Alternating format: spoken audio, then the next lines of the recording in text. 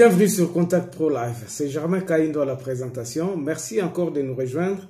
Aujourd'hui, nous sommes en train de parler toujours de notre sujet sur la balkanisation, mais sur un autre angle. Ici, nous voulons donner notre réflexion sur le pays.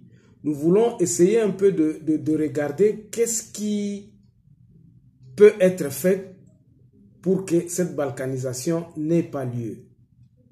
Comment stopper la marche de la balkanisation?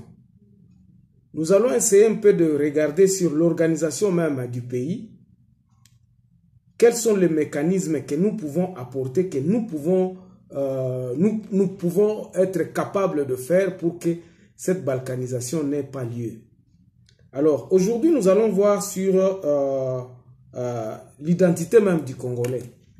C'est un problème. Pourquoi? Parce que au niveau de l'État, au niveau des dirigeants d'abord de l'État, il se pose un problème de légitimité. Nous devons résoudre ce problème-là de légitimité si nous voulons vraiment à ce que notre pays puisse aller de l'avant.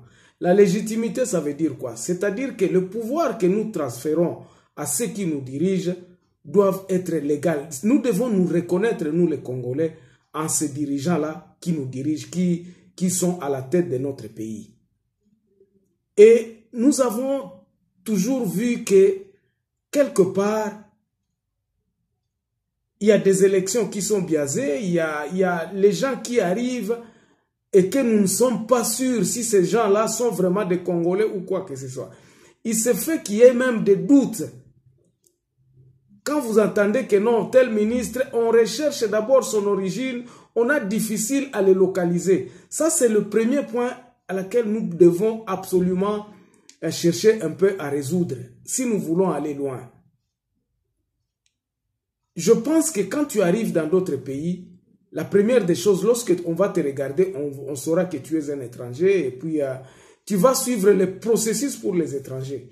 Mais aujourd'hui, à Kinshasa, aujourd'hui à Bukavu, quelqu'un peut tomber là-bas, il se dit non, moi je viens de Kin, je viens de Bandundu, ou bien je viens du Kassai, tout ça. Il n'y a pas moyen de vérifier, il n'y a rien. Il peut commencer à habiter là-bas pendant des années, il se déclare congolais et il est congolais. C'est ainsi que moi, dans mes réflexions, je me suis dit, la première des choses que nous devons faire, que les Congolais doivent faire, c'est rétablir la légitimité, c'est-à-dire la légitimité du Congolais. Les Congolais doivent se reconnaître, les Congolais doivent avoir une identité administrative. L'identité que nous avons, c'est nous reconnaître que muto loba lingala za Congolais, muto soki azoloba chiluba za Congolais, muto soki auti bazaira zoloba kikongo za Congolais. Mais parfois, lorsque tu regardes un peu plus loin, si tu veux savoir exactement dans quel village ou dans quel directement Ekale ou Anaisuki. Et lorsque tu demandes là, on te taxe directement du tribaliste.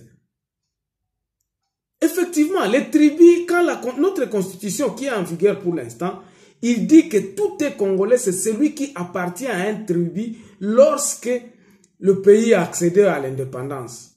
Et moi donc, je me dis, la première des choses que nous devons faire est que si le président veut vraiment mettre le Congo sur le rail du développement, nous devons rétablir l'identité des Congolais. Et comment on va le faire?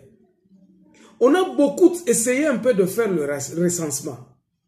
Le recensement qui a été fait a été pratiquement biaisé. Moi, je trouve que ce recensement-là, venir avec une table et commencer à dire, ah, venez, vous allez vous enregistrer ici, ça n'a aucune légitimité. Parce qu'on n'avait pas respecté la Constitution. Mais si nous respections la Constitution, dans son article 10, disant que les Congolais, tout celui qui était à l'indépendance, faisait partie d'une ethnie ou bien d'un tribu, lorsque le pays accédait à son indépendance, il est Congolais. Alors, quelle est l'importance qu'on a donnée à ces ethnies-là? Je crois que nous devons remettre carrément le pouvoir à ces ethnies, sans toutefois être le tribalisme. Je vous dirai la différence entre le tribalisme et le tribu. Peut-être que ça sera dans une autre émission. Mais la première des choses, parce que ici nous sommes en train de regarder quels sont les mécanismes que nous pouvons faire pour essayer un pays, essayer de redonner la légitimité à nos dirigeants, à nos Congolais. Parce que quand vous regardez la structure de notre pays, la structure n'a pas de problème. La structure n'a pas de problème. Nous avons, le Belge a subdivisé le pays dans les localités, les quartiers, les collectivités, les territoires. Tout ça, c'est bon. Mais c'est dans son application que tout a été biaisé. Le pouvoir vient d'en haut pour masser ce qui est en bas. Or, c'est le contraire qui devrait se faire. On devrait avoir le pouvoir qui vient du peuple. Et le peuple, c'est qui? Ce sont les tribus, ce sont les chefs coutumiers qui ont la propriété, qui sont propriétaires de leurs terres et qui ont des problèmes, qui ont des solutions à apporter. Ce sont ces gens-là qui pourront vous dire que non, bon, celui-ci peut être administrateur dans mon territoire. Et comment? C'est dans ce recensement-là que je me disais qu'il fallait, c'est par là que nous devrions commencer. Je crois que ceux qui sont au Parlement, dans ce Parlement aujourd'hui, et s'ils veulent vraiment que le pays puisse redécoller et que nous puissions penser à aller sur de bonnes bases, il faut au Banda couper sa base pouvoir. Et le pouvoir se donnera comment? C'est en leur donnant les tâches à accomplir, ce qu'ils devraient faire. Ce sont eux qui sont capables de dire que, ok, na tribu nangai tozana 2500 membres, 2500 personnes. Na tribu nanga nazana 24 clans. Na tribu nanga nazana 5000 ou 50 000 familles. Et si nous partons dans ce base-là, nous pouvons remonter légitimement le pouvoir. Tant que le bakeno, tozo élire président y a territoire ou bien administrateur à territoire. On va faire le vote. Et on saura que non, les bananes qui sont par exemple 4 000 ou bien 40 000 seront majoritaires et donneront par exemple l'administrateur du territoire. Et ce territoire-là sera composé par le membre de ce clan-là, de toutes ces tribus qui sont reconnus, parce que quelqu'un que la tribu ne reconnaît pas n'aura pas la chance d'aller se mettre là, se dire que non, moi je serai administrateur du territoire. Tu vas administrer un territoire où tu n'es même pas connu. Donc c'est ça la première des solutions que moi je proposerai, parce que nous devons donner la base, son pouvoir. Et je suis sûr que dans tout le Congo, du sud au nord, de l'est à l'ouest, les intellectuels sont là pour réfléchir dans leur contrée. Dans chaque contrée, vous allez rencontrer des intellectuels qui peuvent se mettre sur une table à se dire que non, bon, voici notre territoire, nous n'avons rien. Il n'y a rien. Qu'est-ce que nous pouvons faire? Qu'est-ce que nous pouvons vendre? Comment nous pouvons organiser nos marchés?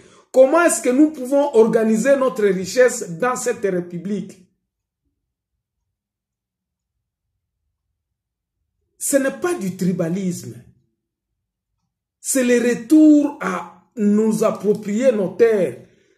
C'est là où nous devons commencer. Parce que nous n'avons pas des assises. Nous sommes des errants sur un territoire qui est à la merci de tout le monde. Un Indien peut venir, un Chinois qui vient, il va rencontrer là-bas, il se dit aussi, moi je suis Congolais aussi.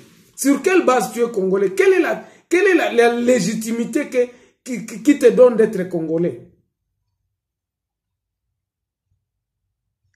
Que ça prenne 10 ans, que ça prenne 15 ans. Mais nous, c'est ça le chemin. Et je crois que si nous ne rentrons pas sur ce chemin-là, notre pays se verra toujours dans des problèmes. Parce que quelqu'un qui est au Parlement national, c'est ce qui se fait maintenant, au Parlement national, et qui n'a pas de base, c'est quel pays ça?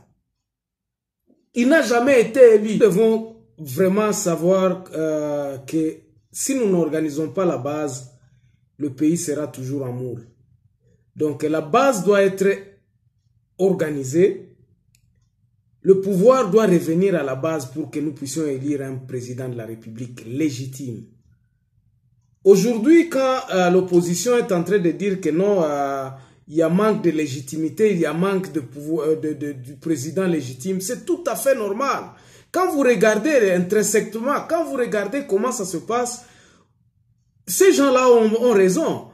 D'où titre votre légitimité? Dans ce parti politique. Les partis politiques ont fait échec. Les partis politiques n'ont réussi, ils ont échoué totalement. Les partis politiques, moi, je pense que c'est pas une bonne méthode pour organiser la base.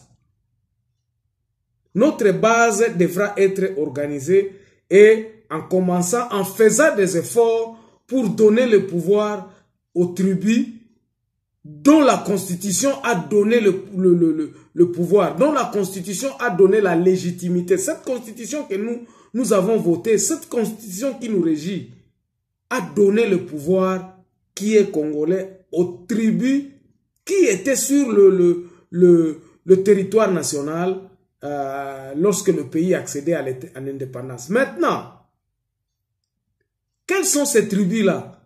Nous avons l'histoire, nous avons la mémoire. Nous connaissons ce qui était là, ce n'est pas à cacher. Hein? Ce n'est pas à cacher, il y a des documents. Il y a des documents présents qui nous connaissons. Quand on dit que nous sommes 450 tribus, ce n'est pas venu comme ça. Eye bani nango, mais ba tribu ana tobeta kango kara.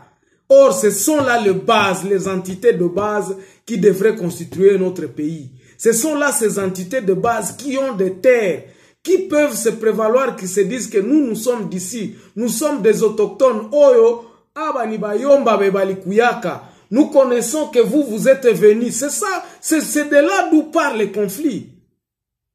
Parce que moi, j'ai accueilli quelqu'un, je l'ai hébergé. Nous, par exemple, à Butembo, vers le Grand Nord, nous avons vu des gens venir. Il y a des enfants réfugiés que nos parents ont fait grandir. Et aujourd'hui, ils se targuent qu'ils sont des Congolais et ils commencent à nous tuer. Ça nous fait très mal. Nabamboka Msuba respecta Kabarua. Ils ont leur système. Hein. Moi, je pense que pour notre pays, ce qui est très approprié, c'est de remettre le pouvoir dans les mains de ceux qui ont leur légitimité. Vous les accueillez à Kinshasa. Pourquoi vous avez des chefs coutumiers, vous les mentez, vous les dribblez. Vous continuez à faire ce que le blanc a fait. Donc, vous continuez à pérenniser la colonisation. Et vous, ignoramment,